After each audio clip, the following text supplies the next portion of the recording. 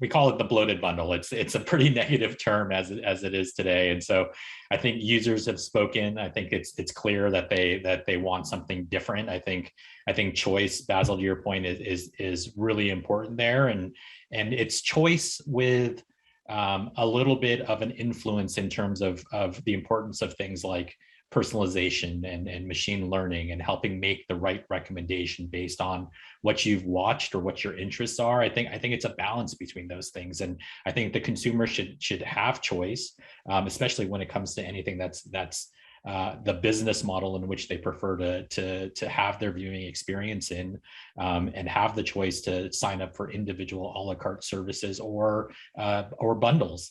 I think that choice is really important. And then when it comes to the discovery of content, what's the role of recommendations and personalization? I think that's really critical to making a better user experience. You don't want to spend the majority of your time looking to find something to watch. Hopefully you can find it quickly, get interested in it, and start to consume that content and have that lean back experience. And so I totally agree. I don't think we're going back. I think it's almost hand in hand with what we're seeing with just what streaming is and the growth in streaming, the rocket ship growth of streaming, and it's not headed towards a world of back to sort of bundles and bringing in content that a user is not interested in or have not chosen to participate with.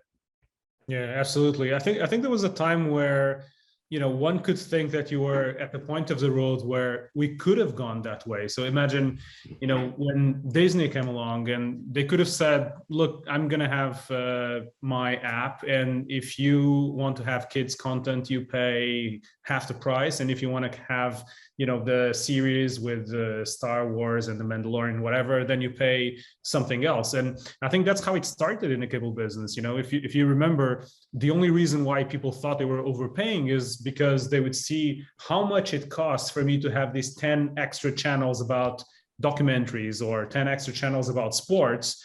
And then when you put all of that and you say you now need to pay for all of this, they'll go, but I think that costs, $10 extra. So if I don't want those channels, can I remove that from my bill? And when OTT services started, that was never the case. So everything in every single OTT service that we saw out there, things were just included. You never had Netflix splitting their catalog and saying you will pay an extra $5 for the extra content. That never happened. Even in Disney, they have pretty different content inside of their app, and they never did that. So I think in a sense, we could have gone back to that if there were a lot of services that would have started splitting their offers. And I think maybe having 4K and HD is the closest we got to that, because people needed to make a choice. So if you then force them and say, now you need to have 4K, maybe I would think, I don't have a 4K TV. Do I really need to pay for that? And that is, I think, something similar to the bloated bundle. But I totally agree. I don't think we went in that path. And in a sense, that's amazing for the customers. It means that they can actually pick what they like to watch. And if they don't like it, they'll cancel the subscription and they don't have it again.